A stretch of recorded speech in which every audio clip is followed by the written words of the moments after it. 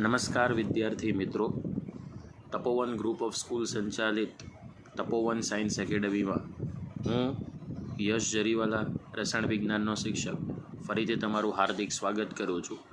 આજનો આપનો chapter 2નો lecture number 9, જેની અંદર આપણે બાષ્પ દબાણ, તેને અસર કરતા પરિબળો, રાઉલ્ટનો નિયમ, જે અબાષ્પશીલ દ્રાવ્ય અને બાષ્પશીલ દ્રાવક માટે સાબિત કરીશું. ઓકે, જય હિન્દ, જય ભારત.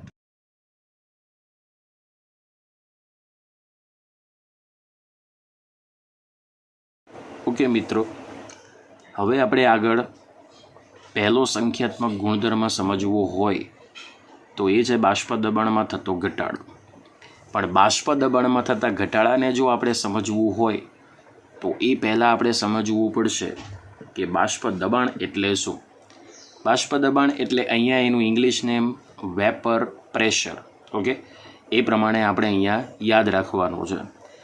જેટલી પણ પહેલા સંખ્યાત્મક ગુણધર્મની થિયરી છે એ બધી જ માહિતી આપણે બાષ્પ દબાણ ઉપર જ ઉલ્લેખિત કરીશું. બાષ્પ દબાણ સિવાય બીજી અન્ય કોઈ પણ માહિતી તમને જોવા મળશે નહીં. ઓકે, તો ચાલો થોડુંક સમજીએ કે બાષ્પ દબાણ શું છે.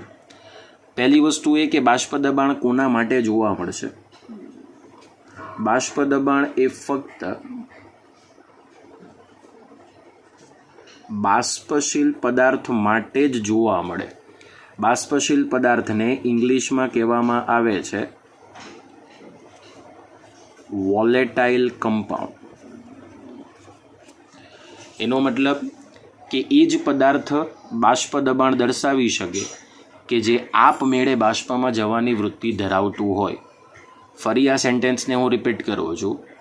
એ જ પદાર્થનું બાષ્પ દબાણ નોંધપાત્ર બનશે કે જે આપમેળે બાષ્પમાં જવાની વૃત્તિ ધરાવતું હોય. દાખલા તરીકે આપણે પહેલી પોસિબિલિટી લઈએ, વાયુમય દ્રાવ્ય પ્લસ પ્રવાહી દ્રાવક. આ વાયુમય દ્રાવ્યને પ્રવાહી દ્રાવકમાં ઉમેરવાથી દ્રાવણ બને છે પ્રવાહી દ્રાવણ. બીજું એક્ઝામ્પલ લઈએ, ઘન દ્રાવ્ય એને પ્રવાહી દ્રાવકમાં જો ઉમેરવામાં આવે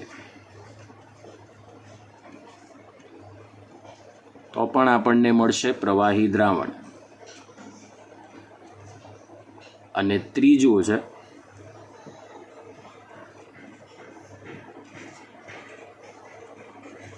પ્રવાહી દ્રાવ્ય પ્લસ પ્રવાહી દ્રાવક.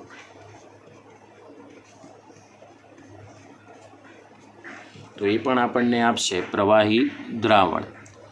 તમે જુઓ છો, આપણી પાસે 3 પ્રકારના દ્વિઅંગી દ્રાવણ છે.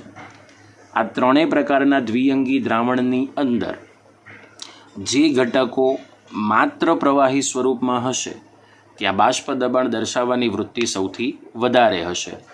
હવે તમે જોઈ શકો છો, ત્રીજો જે પ્રકાર છે એ ત્રીજા પ્રકારની અંદર બંને ઘટક પ્રવાહી સ્વરૂપમાં છે અને બંને ઘટક પ્રવાહી સ્વરૂપમાં હોવાને કારણે આવા દ્રાવણનું બાષ્પ દબાણ સૌથી નોંધપાત્ર બનશે. ઓકે, તો એનો મતલબ કે જે આપમેળે બાષ્પમાં જવાની વૃત્તિ ધરાવતા હોય એવા પદાર્થની ભૌતિક સ્થિતિ પ્રવાહી હોવી જોઈએ.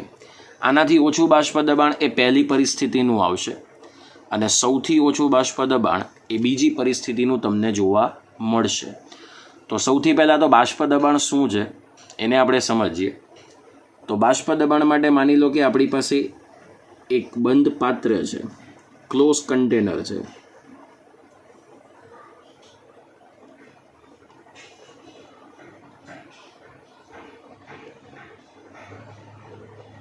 આપણી પાસે બંધ પાત્ર છે.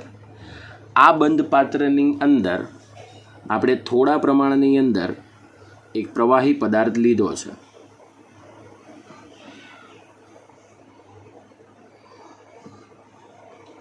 આ બંધ પાત્રની અંદર આપણે થોડા પ્રમાણની અંદર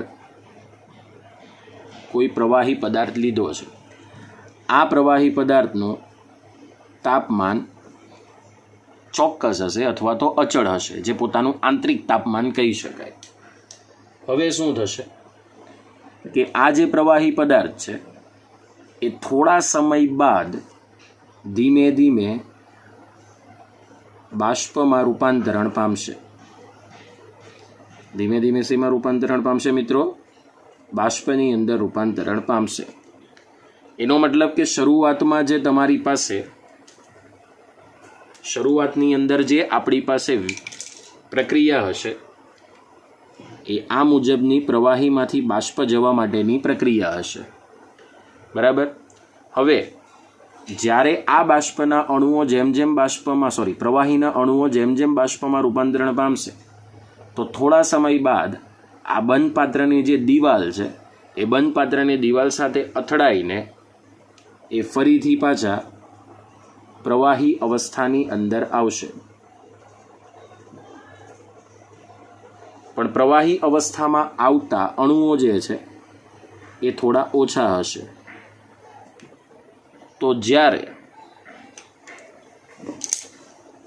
જ્યારે પ્રવાહીમાંથી બાષ્પ અને બાષ્પમાંથી પ્રવાહી તરફ આવવા માટેનો વેગ જ્યારે સમાન થઈ જશે ત્યારે દ્રાવણની સપાટી ઉપર બાષ્પના અણુઓ દ્વારા, આ બરાબર સમજજો, દ્રાવણની સપાટી ઉપર બાષ્પના અણુઓ દ્વારા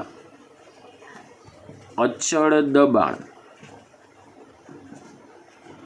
લાગુ પડે છે અને આ અચળ દબાણને જ કહેવામાં આવે છે બાષ્પ દબાણ, જેને શોર્ટકટમાં તમે વીપી કહી શકો, વેપર પ્રેશર.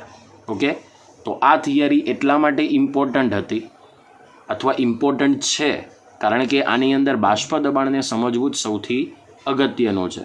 એટલે જો તમારે બાષ્પ દબાણની વ્યાખ્યા આપવી હોય, બરાબર, તો આપણે આ રીતે આપી શકીએ. ઓકે, તો હવે આપણે બાષ્પ દબાણની વ્યાખ્યા લઈએ. પહેલું છે ચોક્કસ તાપમાને. ચોક્કસ તાપમાન એટલે અહીંયા બાહ્ય તાપમાનની વાત નથી. અહીં જે તમને વાત કરવામાં આવી છે એ દરેક પ્રવાહીના આંતરિક તાપમાનની તમને વાત કરવામાં આવી છે. તો ચોક્કસ તાપમાને બંધ પાત્રની અંદર લીધેલું જે પ્રવાહી દ્રાવક અથવા પ્રવાહી દ્રાવણનો જથ્થો હશે, તમે અહીં પ્રવાહી દ્રાવક પણ લઈ શકો અથવા પ્રવાહી દ્રાવણ પણ લઈ શકો. તો આ બેમાંથી કોઈ પણ પરિસ્થિતિમાં પ્રવાહીમાંથી બાષ્પ, જુઓ અહીંયા લખ્યું છે પ્રવાહીમાંથી બાષ્પ અને બાષ્પમાંથી પ્રવાહીમાં, અહીંયા બાષ્પમાંથી પ્રવાહીમાં જવાની ક્રિયાનો વેગ જ્યારે સમાન બનશે ત્યારે આ બંને વચ્ચે અમુક સમય બાદ સંતુલન સ્થપાય છે અને તેથી આ ચોક્કસ તાપમાને દ્રાવણની સપાટી ઉપર, અહીંયા દ્રાવણની સપાટી ઉપર લાગતું બાષ્પનું દબાણ અચળ બને છે, જેને દ્રાવણનું બાષ્પ દબાણ તરીકે ઓળખવામાં આવે છે. ઓકે, ચલો આ બાષ્પનું જે બાષ્પ દબાણ છે મેઝરમેન્ટ કેવી રીતે કરી શકાય? તો અહીં આ બંધ પાત્રની સાથે મેનોમીટર નામનું સાધન જોડેલું હશે અને મેનોમીટર નામના સાધનની મદદથી આપણે આ દ્રાવણનું બાષ્પ દબાણ નક્કી કરી શકીએ. હવે આપણા માટે જે પરિસ્થિતિ છે કે આપણે બાષ્પ દબાણ નોંધપાત્ર ક્યારે ઇફેક્ટ કરી શકીએ? તો કોઈ પણ દ્રાવક કે દ્રાવણ પ્રવાહી સ્થિતિમાં હોય તો આપણે તેનું બાષ્પ દબાણ ત્યારે જ મેન્શન કરી શકીએ જ્યારે તેના પર અસર કરતા પરિબળોની માહિતી મેળવીએ. ઓકે, તો હવે આપણે જે નેક્સ્ટ થિયરી જોવાના છે એ છે આ બાષ્પ દબાણ પર અસર કરતા પરિબળો. જ્યાં સુધી આપણે આ પરિબળોનો અભ્યાસ ન કરીએ ત્યાં સુધી બાષ્પ દબાણ નોંધપાત્ર કેવી રીતે બનશે અને આ બાષ્પ દબાણમાં ઘટાડો કે વધારો કેવી રીતે થશે એ આપણે સમજી શકતા નથી. ઓકે, તો તમે આનો સ્ક્રીનશોટ પાડી દો કે વિડીયો પોઝ કરીને પણ તમે લખી શકો છો.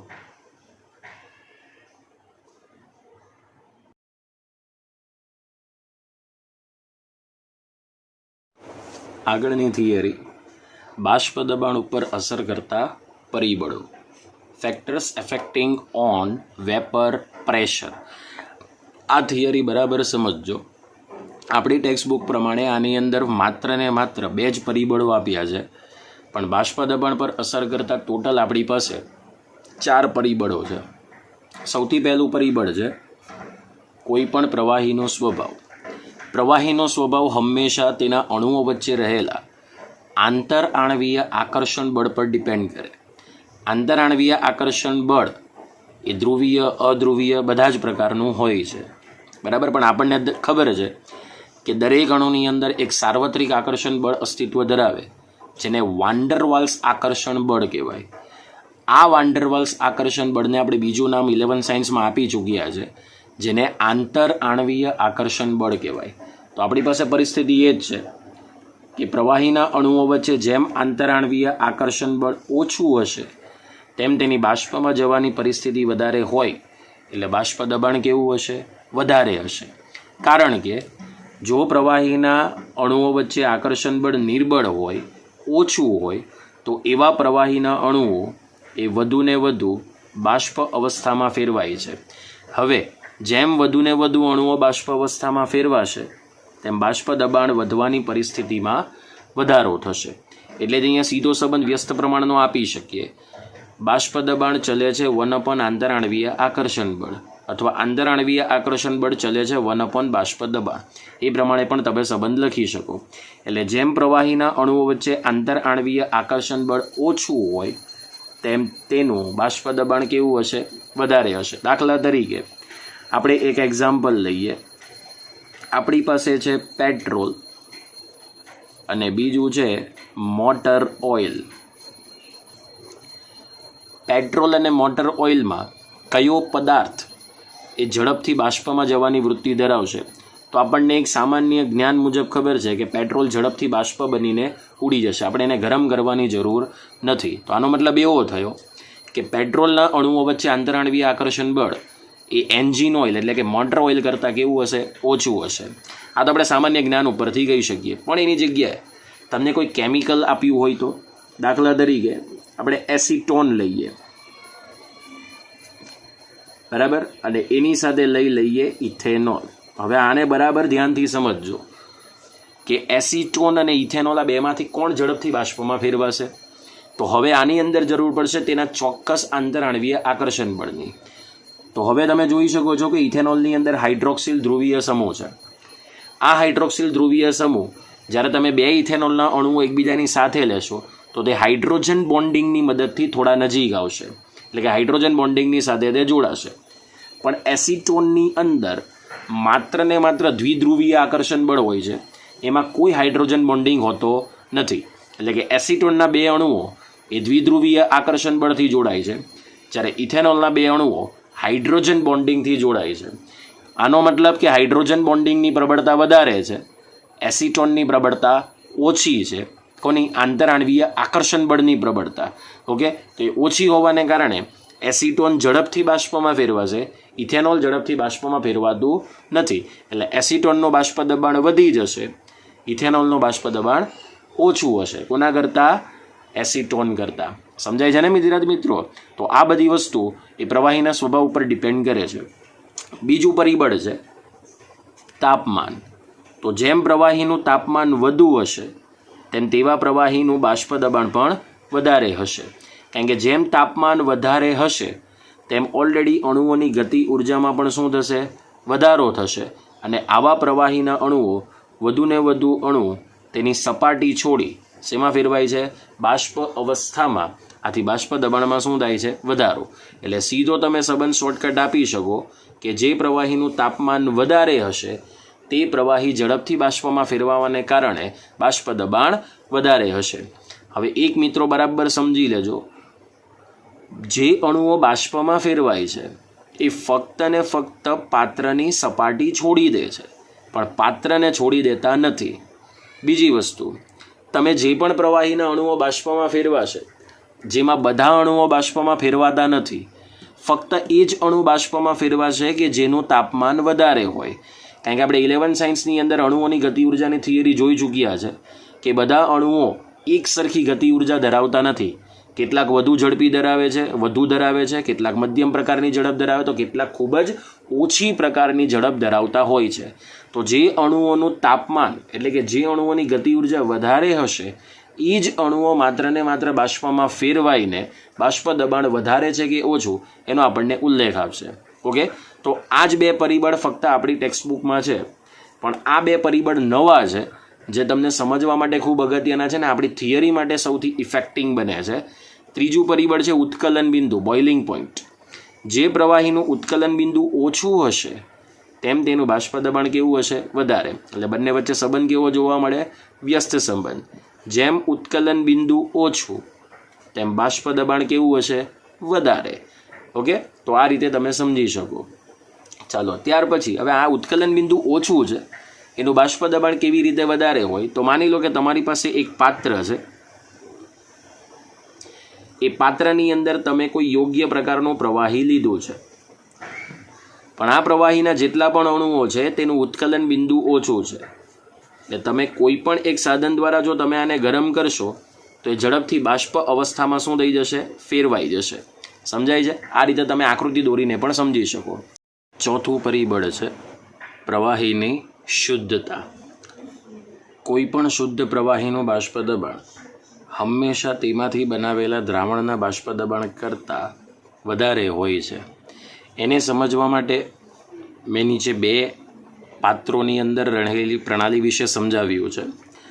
પહેલા પાત્રની અંદર ફક્ત તમે શુદ્ધ દ્રાવક જ ભરેલો છે કે જે બાષ્પશીલ છે, અને બીજા પાત્રની અંદર આ શુદ્ધ દ્રાવકની અંદર બી પ્રકારનો દ્રાવ્ય પદાર્થ એડ કરીને બનાવેલું દ્રાવણ છે. એટલે અહીંયા તમને દ્રાવણની સપાટી મળશે. આ ફક્ત શુદ્ધ દ્રાવક જ હોવાથી અહીં સપાટી ઉપર ફક્ત શુદ્ધ દ્રાવક એના જ ઘટક કણો તમને જોવા મળશે. જ્યારે બીજા પાત્રની અંદર દ્રાવણની સપાટીમાં શુદ્ધ દ્રાવક એ અને તેમાં ઓગાળેલા દ્રાવ્ય પદાર્થ બીના પણ કણો જોવા મળશે. દ્રાવ્ય કરતાં દ્રાવક વધુ બાષ્પશીલ છે, જેની બાષ્પમાં જવાની વૃત્તિ વધારે છે. એનો મતલબ કે અહીં માત્ર શુદ્ધ દ્રાવક હોવાથી બાષ્પમાં અણુઓ વધારે ટ્રાન્સફર થશે, એટલે પહેલા પાત્રનું બાષ્પ દબાણ વધારે હશે. જ્યારે બીજા પાત્રની અંદર બીના ઘટક કણો પણ હોવાને કારણે તેની બાષ્પમાં જવાની વૃત્તિ થોડી ઓછી થશે. આથી સાબિત થયું કે કોઈ પણ શુદ્ધ પ્રવાહી કરતાં તેમાંથી બનાવેલા દ્રાવણનું બાષ્પ દબાણ હંમેશા ઓછું હોય છે. પણ દ્રાવણના બાષ્પ દબાણમાં થતો આ જે ઘટાડો છે તે રાઉલ્ટ નામના વૈજ્ઞાનિકે શોધ્યો હતો, અને એને બે કિસ્સાની અંદર કેવી રીતે આપણે બાષ્પ દબાણમાં થતા ઘટાડો નક્કી કરી શકીએ અને કોના જેટલો હોય છે જેની હવે આપણે સંપૂર્ણ માહિતી મેળવીશું.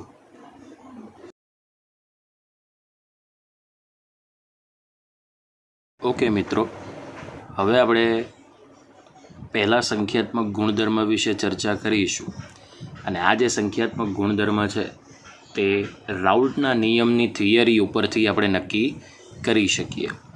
તો રાઉલ્ટના નિયમની થિયરી બેઝિકલી શું છે એ પહેલાં સમજાવી દઉં. રાઉલ્ટના નિયમની જે થિયરી છે એ બે કિસ્સાઓની અંદર તૈયાર થશે. આપણે અહીંયા પહેલા કિસ્સા માટે ચર્ચા કરીશું, અને એ કિસ્સાનો સીધો ઉપયોગ આપણે બીજા કિસ્સાની અંદર કેવી રીતે કરી શકીએ એની માહિતી મેળવીશું. એ પહેલાં આપણે જે અગાઉના લેક્ચરની અંદર મેં તમને કહ્યું કે બાષ્પ દબાણ એ માત્ર ને માત્ર બાષ્પશીલ ઘટક જ નક્કી કરી શકે છે. તો રાઉલ્ટના નિયમની અંદર આ બાબત સમજવી ખૂબ જરૂરી છે કે કયો ઘટક તમારી પાસે બાષ્પશીલ છે, તો તમે રાઉલ્ટના નિયમના બંને કિસ્સાને સોલ્વ કરી શકો અને એના પર આધારિત તમે દાખલા પણ ગણી શકો છો. તો ચલો, સૌથી પહેલાં આપણે કેસ 1નો અભ્યાસ કરીએ. કેસ 1 શું છે? તો કેસ 1 છે અબાષ્પશીલ દ્રાવ્ય અને બાષ્પશીલ દ્રાવક માટે. અબાષ્પશીલને ઇંગ્લિશમાં કહેવામાં આવે છે નોન વોલેટાઇલ કમ્પાઉન્ડ, અને બાષ્પશીલ માટે અંગ્રેજી શબ્દ વપરાય છે વોલેટાઇલ કમ્પાઉન્ડ. આનો મતલબ કે અહીં દ્રાવ્ય અબાષ્પશીલ છે, જ્યારે દ્રાવક તમને બાષ્પશીલ સ્વરૂપમાં જોવા મળે છે. આની થિયરી સમજવા માટે આપણે જે અગાઉના લેક્ચરમાં જે આકૃતિ આપણે છેલ્લી જોઈ એ આકૃતિનો જ આપણે અહીંયા પહેલાં અભ્યાસ કરીશું. મિત્રો, હવે આપણે જે આની અગાઉની થિયરીમાં જે છેલ્લી આકૃતિ જોઈ હતી એ જ આકૃતિ કંઈક મેં તમને અહીંયા ડ્રો કરીને બતાવી છે. આપણી પાસે સમાન કદના બે પાત્રો છે. એક છે પાત્ર એ અને બીજું છે પાત્ર બી. પાત્ર એની અંદર તમે 1 મોલ શુદ્ધ દ્રાવક બંધ પાત્રની અંદર લીધો છે, જ્યારે પાત્ર બીની અંદર આ શુદ્ધ દ્રાવકની અંદર 1 મોલ દ્રાવ્ય પદાર્થ ઓગાળીને તેમાંથી બનાવેલું દ્રાવણ તમે ઉપયોગમાં લીધું છે. એટલે આનું અર્થઘટન એમ થયું કે અહીં જે આપણી પાસે પાત્ર એની અંદર જે સપાટી બનશે એ માત્ર ને માત્ર શુદ્ધ દ્રાવકની જ તૈયાર થશે, અને અહીંયા પાત્ર બીની અંદર તમને જે સપાટી મળશે એ દ્રાવણની જ તમને તૈયાર થયેલી જોવા મળશે. એનો મતલબ કે પાત્ર બીની અંદર જે ઘટકો છે એ દ્રાવક અને દ્રાવ્ય એમ મળીને બંનેના ઘટકો હાજર છે.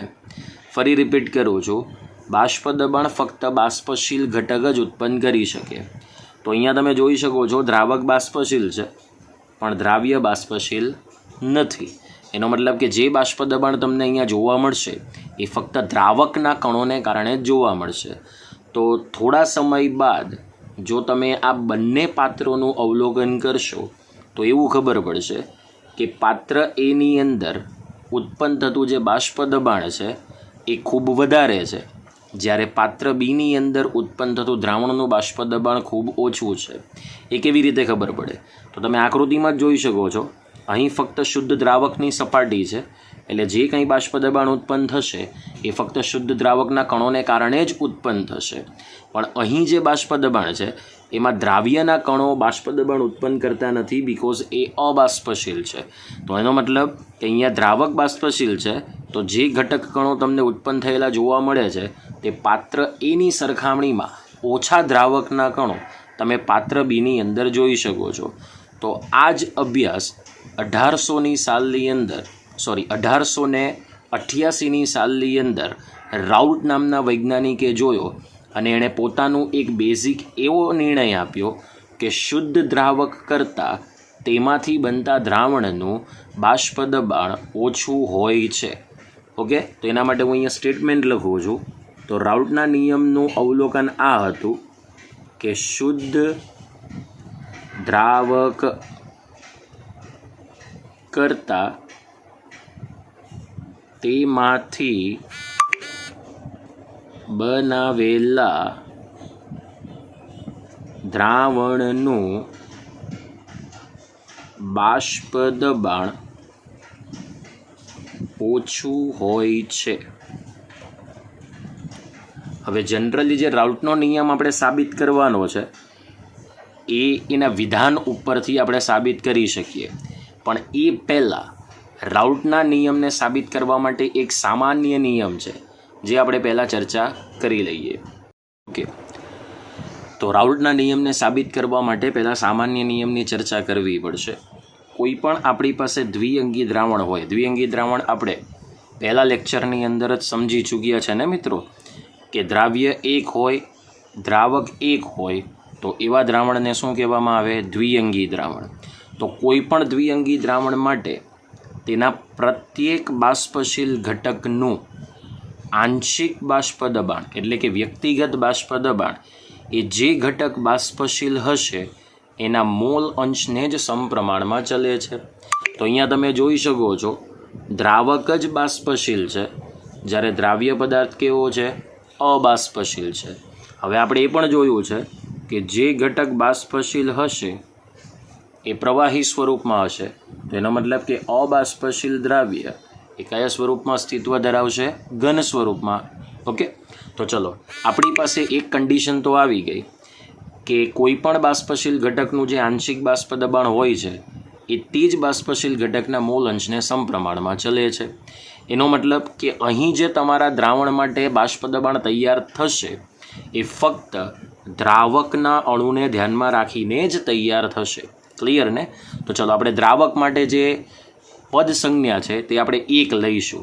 તો એનો મતલબ કે તેનું ગાણિતિક સ્વરૂપ લખીએ તો દ્રાવકનું આંશિક બાષ્પ દબાણ એ તેના જ ઘટકના મોલ અંશને સમપ્રમાણમાં ચલે છે. બોલો, આ પ્રમાણેની માહિતી લખી શકીએ. સો P1 ચલે છે, શું આવશે? x1. ઓકે, ચલો બંનેનો સમપ્રમાણનો સંબંધ છે. તો આલેખ દોરવો હોય તો ચલનનું ચિહ્ન આપણે કાઢી નાખીએ. તો P1 is equal two P10 into શું આવશે? x1. તો ચલો P10 જે છે એને આપણે લઈ લઈએ શુદ્ધ દ્રાવકનું બાષ્પ દબાણ.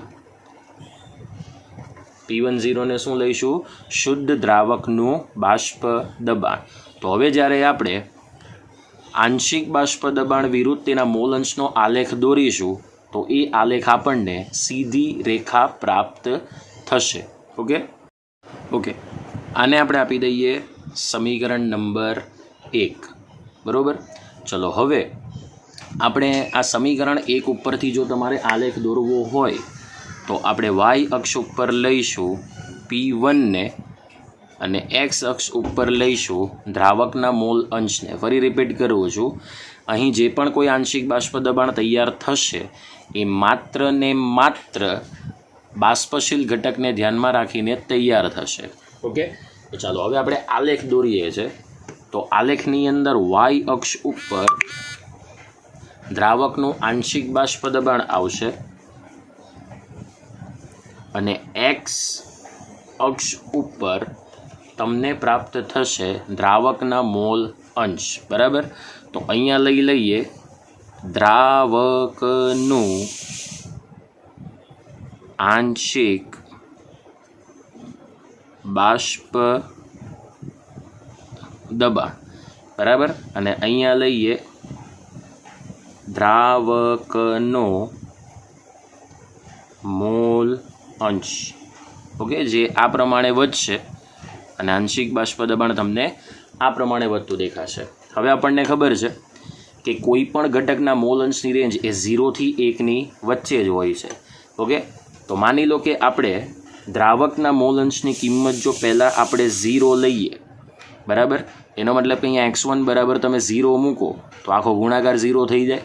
તો P1 બરાબર ટોટલ મૂલ્ય કેવું આવશે? 0. મતલબ કે ઓરિજિનથી આ આલેખની શરૂઆત થશે. હવે જ્યારે મોલ અંશની કિંમત 0માંથી 1 થાય તો અહીંયા તમે જુઓ x1 બરાબર 1 મૂકી દો તો P1ની કિંમત કેવી થઈ જાય? P10. પણ એ કંઈક તમને મૂલ્ય દર્શાવશે કારણ કે P1 અને x1 એકબીજાના સમપ્રમાણમાં છે. તો એ આલેખ ઓરિજિનમાંથી તમને કેવો મળશે? સીધી રેખા. બરાબર. તો આ રીતે તમે સીધી રેખા લંબાવશો તો તમને અહીંયા પણ કંઈક એક મૂલ્ય મળશે. એના માટે આપણે અહીંયા એ મૂલ્યને મેઝર કરવા માટે આ બીજી ઊભી અક્ષ દોરી દઈએ. બરાબર. તો જ્યારે આપણી પાસે દ્રાવકના મોલ અંશની કિંમત 0માંથી 1 થશે ત્યારે આપણી પાસે જે P10 છે એની કિંમત એ તમને શું જોવા મળશે? P10. ઓકે, તો બોલો P10 એટલે તમે શું લખી શકો? શુદ્ધ દ્રાવકનું બાષ્પ દબાણ. ઓકે, તો P10 અને અહીંયા શું આવશે? x1ની કિંમત 1. તો આ બેનો જે ગુણાકાર છે એ ટોટલ તમને P1ની કિંમત આપશે. તો P1 is equal two P10 into શું લખી શકો? x1. બરાબર. ચલો આ તમારો થઈ ગયો રાઉલ્ટના નિયમના સામાન્ય નિયમ પર આધારિત આલેખ. હવે આપણી પાસે આ જે સમીકરણ 1 છે એ સમીકરણ 1નું થોડુંક સાદું રૂપ બદલીએ. બરાબર. તો P10 આપણે P1ના છેદમાં લાવી દઈએ. તો P1ના છેદમાં P10 ઇઝ ઇક્વલ ટુ શું લખી શકો? x1 લખી શકો ને મિત્રો. ઓકે, હવે ચલો આપણી પાસે બે બાજુ બની ગઈ સાદું રૂપની. બંને બાજુને આપણે બાદ કરતાં પહેલાં આપણે x1ની કિંમત મૂકી દઈએ. તો x1 એટલે દ્રાવક જે આપણે એક સંજ્ઞા ધારી છે એના મોલ અંશ મળશે. તો P1ના છેદમાં P10 ઇઝ ઇક્વલ ટુ N1ના છેદમાં N1 પ્લસ N2 થશે ને મિત્રો. ઓકે, ચલો હવે આપણી પાસે આજે સાદુરૂપ તૈયાર થયું છે, બરાબર. તેને આપણે એકમાંથી બાદ કરી લઈએ, એટલે બંને બાજુ આપણે શેમાંથી બાદ કરી લઈએ? એકમાંથી. So therefore 1 minus P1 upon P10 is equal to 1 minus N1 divided by N1 plus N2 મળશે ને. ઓકે, ચલો હવે અહીંયા લસા લઈએ તો આ સમીકરણ પરથી લસા તમને કેટલો મળશે? તો P10 minus P1 divide by શું આવશે? P10 is equal to N1 plus N2 minus N1 divide by શું થશે? N1 પ્લસ N2 આવશે ને. ઓકે, હવે અહીંયા તમે જોઈ શકો છો N1 શું થશે? કેન્સલ આઉટ થશે.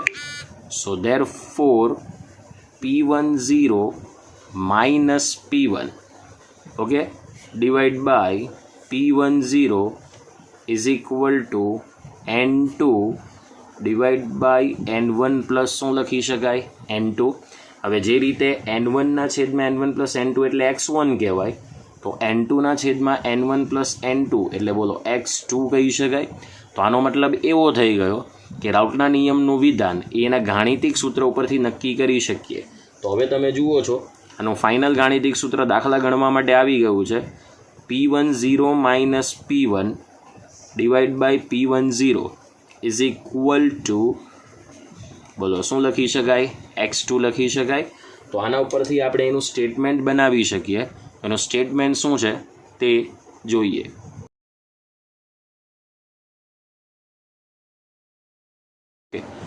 તો રાઉટના નિયમનું જે વિધાન છે તે આપણે કંઈક આ પ્રમાણે આપી શકીએ કે શુદ્ધ દ્રાવક કરતાં તેમાંથી બનાવેલા દ્રાવણના બાષ્પ દબાણમાં થતો સાપેક્ષ ઘટાડો. ઓકે, આને કહેવાય બાષ્પ દબાણમાં થતો ઘટાડો. પણ એ કોની સાપેક્ષે છે? તો શુદ્ધ દ્રાવકના બાષ્પ દબાણની સાપેક્ષે છે. તો આ સંપૂર્ણ ગુણોત્તરને એવું કહેવામાં આવે બાષ્પ દબાણમાં થતો સાપેક્ષ ઘટાડો. ઓકે, તો એ તેમાં ઓગાળેલા દ્રાવ્યના મોલ અંશ બરાબર હોય છે. હવે મિત્રો સમજો, તમને એમ કે બાષ્પ દબાણમાં થતો ઘટાડો શોધવાનો, તો માત્ર ને માત્ર તમારે આ જ તફાવત શોધવાનો જેને તમે ડેલ્ટા P1 કહી શકો. પણ જો તમને એમ કે બાષ્પ દબાણમાં થતો સાપેક્ષ ઘટાડો શોધવાનો, તો તમારે આ સંપૂર્ણ ગુણોત્તરને તમારે ધ્યાનમાં લેવું પડે. ઓકે, ફરી રિપીટ કરું છું. જો તમને માત્ર દાખલામાં એમ પૂછાય કે બાષ્પ દબાણમાં થતો ઘટાડો શોધો, તો ફક્ત આ જ રાશિ શોધવાની P10 માઇનસ P1 જેને તમે ડેલ્ટા P1 કહી શકો. અને સાપેક્ષ ઘટાડો પૂછાય તો તમારા સંપૂર્ણ ગુણોત્તર શોધવાનો રહે. ઓકે, P10 માઇનસ P1 જેને તમે ડેલ્ટા P1 લખી શકો, છેદમાં શું આવશે? P10. ઓકે, હવે બીજી બાબત એ કે જો તમારે ઓલરેડી દળ શોધવું હોય કે દ્રાવ્ય પદાર્થનો કેટલો જથ્થો તમે અંદર ઓગાળેલો છે, તો એના માટે આપણે X2નું સાદુરૂપ આપી એ કયા પ્રકાર આપણે આ સૂત્ર ઉપરથી દ્રાવ્યનું દળ શોધવું હોય તો તમારે X2ની તમારે કિંમત મૂકવી પડે. તો N2ના છેદમાં N1 પ્લસ N2. હવે અહીંયા આપણી પાસે 2 જે ગુણાંક છે એ દ્રાવ્ય માટે છે, 1 ગુણાંક જે અહીંયા લીધો છે તે દ્રાવક માટે છે. હવે આપણે હેનરીના દાખલામાં જોઈ ચૂક્યા છે કે દ્રાવ્યના મોલ એ દ્રાવકના મોલ કરતાં કેવા હોય? ઓછા હોય. તો આપણે આ પ્રમાણે સૂત્ર આપી શકીએ P10 minus P1 divide by P10 is equal to N2ના છેદમાં તમે શું લખી શકો? N1. કારણ શું આવશે? N2 is double less than N1 હોવાથી. ઓકે, હવે આપણને ખબર છે કે જો તમારે N2નું પદ મૂકવું હોય તો W2ના છેદમાં શું મૂકી શકાય? M2. એટલે કે દ્રાવ્યના મોલ બરાબર દ્રાવ્યનું દળના છેદમાં દ્રાવ્યનું આણવીય દળ.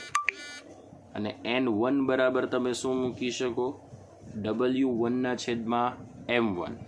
દ્રાવકનું દળના છેદમાં દ્રાવકનું આણવીય દળ, એટલે એ તમને મળશે દ્રાવ્યના મોલ. ઓકે, ચલો આ બંને કિંમત આપણે આ ઉપરના સમીકરણની અંદર આપણે મૂકી દઈએ તો સૂત્ર શું મળશે? P10 minus P1 divide by P10 is equal to, ચાલો અંશમાં મૂકીએ W2ના છેદમાં M2 ડિવાઈડ બાય W1ના છેદમાં M1.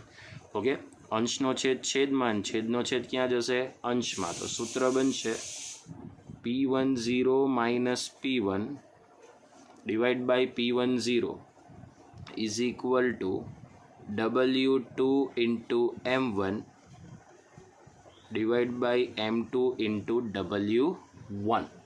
ઓકે, ચાલો અહીં આપણે દરેકે દરેક રાશિની માહિતી ખબર છે.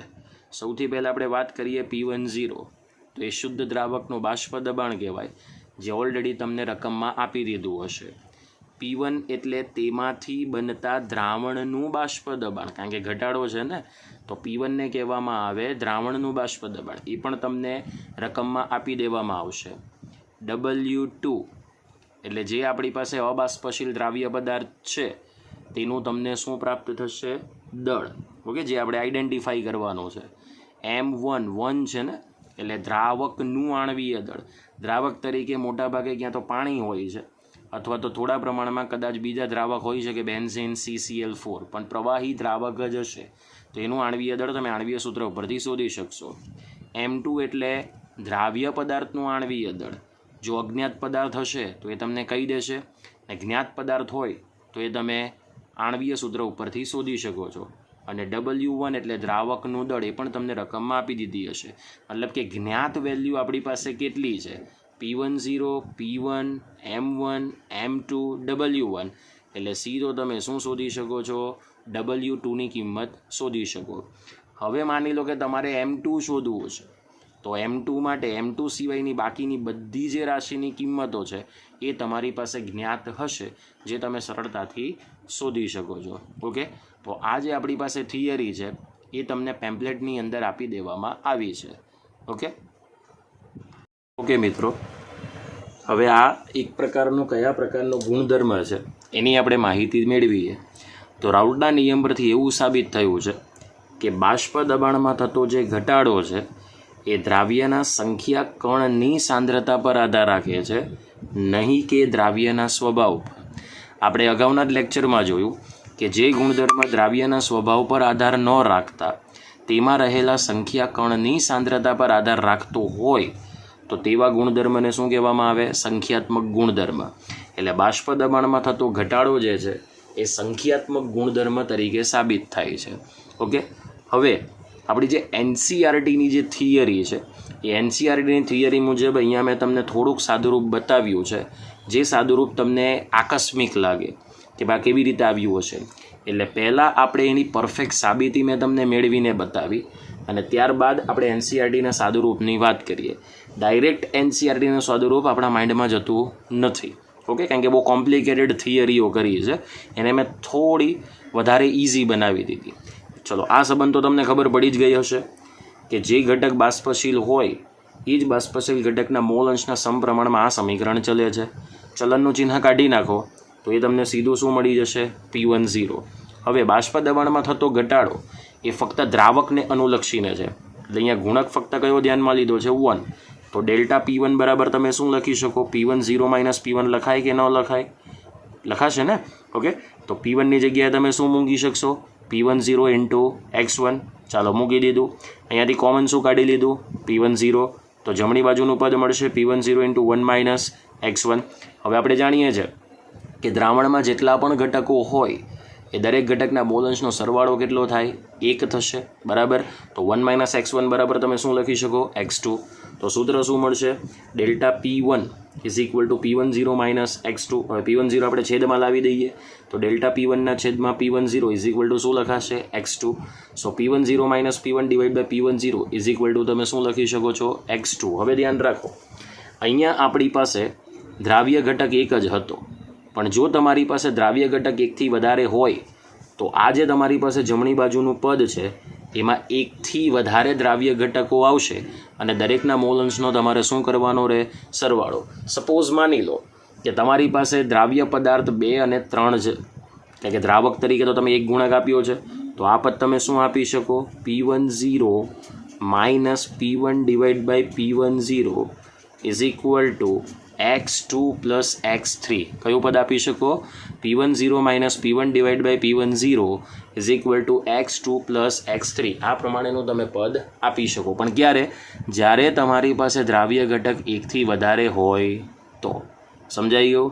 તો આ જ રાઉલ્ટના નિયમ પર આધારિત હવે આપણે સોલ્વ કરીશું કેસ નંબર 2 કે જેની અંદર બંને ઘટક બાષ્પશીલ છે અને બંને ઘટક બાષ્પશીલ હોય તો તમે કયા સ્વરૂપનું નિર્માણ કરી શકો. પણ એ પહેલાં આપણે બીજી એક માહિતી મેળવીએ જે કદાચ તમને દાખલામાં ઉપયોગી બનશે. હવે જો તમે આ પ્રકારનું સાદુરૂપ તમે અહીંયા ઉપયોગ તો કરી લીધું, પણ આ પ્રકારના સાદુરૂપની જો થોડી વધારે વિશેષ માહિતી આપવી હોય તો તમે અહીંયા મોલલ સાંદ્રતાનો, સાંભળી લેજો, મોલલ સાંદ્રતાનું સૂત્ર તમે એપ્લાય કરી શકો. કારણ કે મોલલ સાંદ્રતાની અંદર દ્રાવકના આણ્વીય દળની જરૂર હોતી નથી. તો આપણે એને છેદમાં લઈ લઈએ. તો છેદમાં લેશો તો એ કંઈક સૂત્ર તમને આ સ્વરૂપનું મળશે, p10 minus p1 divide by p10 okay into 1 શું થશે m1 is equal to w2 divide by m2 into w1. હવે અહીંયા તો w1 ગ્રામમાં હોય છે ને, તો ઉપર આપણે શું મૂકી દઈએ? 1000. જો અહીંયા 1000 મૂકીએ તો આ તરફ પણ તમારે શું મૂકવા પડે? 1000. કારણ કે 1000 કેન્સલ કરો તો તમને આ સ્વરૂપનું સાદું રૂપ મળી જશે. તો તમને ટોટલ સૂત્ર કેવું મળશે? ડેલ્ટા p1 છેદમાં તમે શું લખી શકો? p10 ઇન્ટુ 1000ના છેદમાં શું આવશે? m1 ઇઝ ઇક્વલ ટુ તમે આની જગ્યાએ શું શોધી શકો? મોલાલિટી. શું શોધી શકશો? મોલાલિટી. કેમ એવું? માની લો કે તમારી પાસે બાષ્પ દબાણમાં ઘટાડો તમને આપી દીધો છે, શુદ્ધ દ્રાવકનું બાષ્પ દબાણ આપી દીધું છે. હવે તમને દ્રાવકનું આણ્વીય દળ ખબર છે તો તમે સીધી દ્રાવણની શું શોધી શકો? મોલાલિટી. હવે આમાંથી જે કંઈક વસ્તુ લખવી હોય એમાં આટલી વસ્તુ તમને પેમ્પલેટમાં આપી નથી તો તમે અહીંથી અહીં સુધીની વસ્તુ બરાબર લખી શકો છો. હું થોડા સમય માટે વિડીયો સ્ટેડી રાખું છું, જોઈ લો.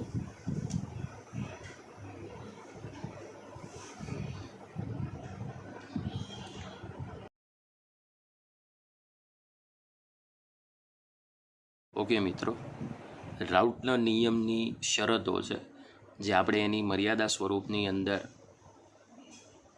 લઈ શકીએ. તો રાઉલ્ટનો નિયમ અમુક સંજોગોની અંદર જ લાગુ પડે છે, જે કંઈક આ પ્રમાણે છે. આ નિયમ એ અતિમંદ દ્રાવણોને જ લાગુ પાડી શકાય.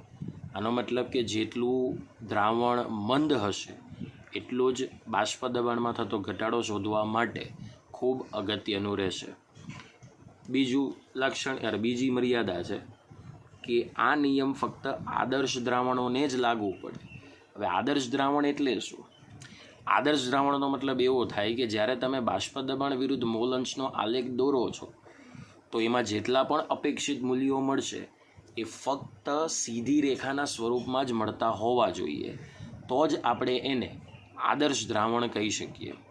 બીજી પરિસ્થિતિ, જ્યારે દ્રાવ્યનું સુયોજન વિયોજન ન થાય અને એવા કેસમાં જ્યારે તમારે બાષ્પ દબાણમાં થતો ઘટાડો શોધવાનો હોય તો તેવા દ્રાવણને શું કહેવામાં આવે? આદર્શ દ્રાવણ તરીકે ઓળખવામાં આવે છે. હવે ત્રીજો અને ચોથો જે મર્યાદાનો પોઈન્ટ છે એ ખૂબ અગત્યનો છે, એને થોડું સમજજો.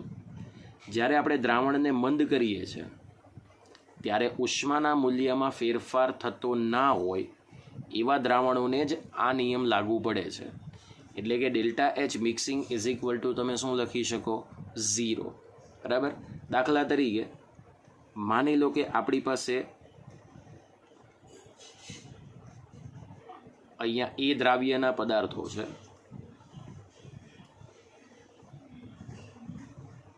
જેને બી પ્રકારના દ્રાવકની અંદર જો એડ કરવામાં આવે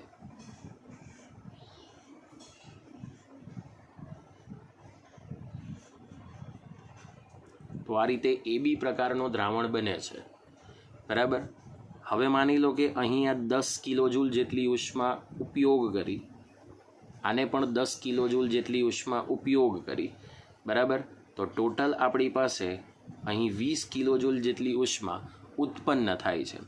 મતલબ કે 10 + 10 એટલે કે 20 કિલોજૂલ જેટલી જે ઉષ્મા છે તેનો સ્વીકાર થયો અને જેટલી ઉષ્માનો સ્વીકાર થયો એટલી જ ઉષ્મા ઉત્પન્ન થાય એટલે બધી ઉષ્મા વપરાઈ જવાને કારણે કે શોષાવાને કારણે delta H mixing is equal two મૂલ્ય કેવું બને છે? 0 બને છે. આ થોડું બરાબર ધ્યાન રાખજો, કારણ કે જ્યારે આપણે દ્રાવણને મંદ કરીશું ત્યારે કેટલીક રીતે ઉષ્મા શોષાશે અને કેટલીક રીતે ઉષ્મા શું થશે? ઉત્પન્ન થશે. તો ઉષ્માનો જે ફેરફાર છે એ હંમેશા તમને શૂન્ય સ્વરૂપનો જોવા મળશે. ઓકે, તો આ હતો ત્રીજો પોઈન્ટ. હવે ચોથો પોઈન્ટ છે કે જો દ્રાવ્ય અને દ્રાવક બંને લિક્વિડ પરિસ્થિતિમાં હોય, પ્રવાહીમાં હોય, તો જ્યારે આ બંને પ્રવાહીને આપણે મિશ્ર કરીશું ત્યારે દ્રાવણનું કદ એ તે પ્રવાહી દ્રાવ્ય અને દ્રાવકના કદના સરવાળા જેટલું જ બને. તો આવા દ્રાવણોને જ આ નિયમ લાગુ પાડી શકાય. એટલે આ જે મર્યાદા છે એને આપણે એવું લખી શકીએ કે delta V mixing is equal to શું લખી શકાય? 0. માની લો કે તમારી પાસે દ્રાવ્યનું કદ 50 મિલી છે, જેને 100 મિલી દ્રાવકના કદની અંદર દ્રાવ્ય કરીએ તો દ્રાવણનું કદ તમને કેટલું મળે છે? બસ 150 મિલી. આ બેને મિશ્રણનું જે કદ છે એ તમને ટોટલ દ્રાવણનું કદ મળવું જોઈએ. તો આ બંને પરિસ્થિતિ જો સમાન જળવાય તો એવા દ્રાવણોને આદર્શ દ્રાવણ તરીકે ઓળખવામાં આવે. અને સૌથી છેલ્લો મુદ્દો કે આ નિયમ વિદ્યુત અવિભાજ્ય પદાર્થનું જલીય દ્રાવણ તેમજ દ્રાવ્ય જ્યારે દ્રાવકમાં ઓગળતો હશે ત્યારે દ્રાવ્યનું સુયોજન કે વિયોજન થતું ન હોય એવા દ્રાવણને જ આ નિયમ લાગુ પડે છે. હવે વિદ્યુત અવિભાજ્યનો મતલબ શું થાય? કે જે દ્રાવણ પોતાનામાંથી આયનો ઉત્પન્ન ન કરતું હોય, એનો મતલબ ખાંડ, યુરિયા, ગ્લુકોઝ, નેપ્થેલિન, બરાબર, આ બધા વિદ્યુત અવિભાજ્ય પદાર્થ છે કે જે જલીય દ્રાવણની અંદર પોતાનામાંથી કોઈ આયનો ઉત્પન્ન કરતા નથી. બરાબર, તો આના પદાર્થોના જલીય દ્રાવણને રાઉલ્ટનો નિયમ ખૂબ સરળતાથી લાગુ પાડી શકાય છે. મિત્રો, આ મર્યાદાઓ ટેક્સ્ટબુકમાં આપી નથી, પણ આપણા પેમ્પલેટની અંદર મેં તમને આપી દીધી છે, જેથી તમારે કોઈ પણ સાહિત્યની અંદર જોવું ન પડે. પેમ્પલેટમાંથી તમે સીધી સમજી શકશો. ઓકે.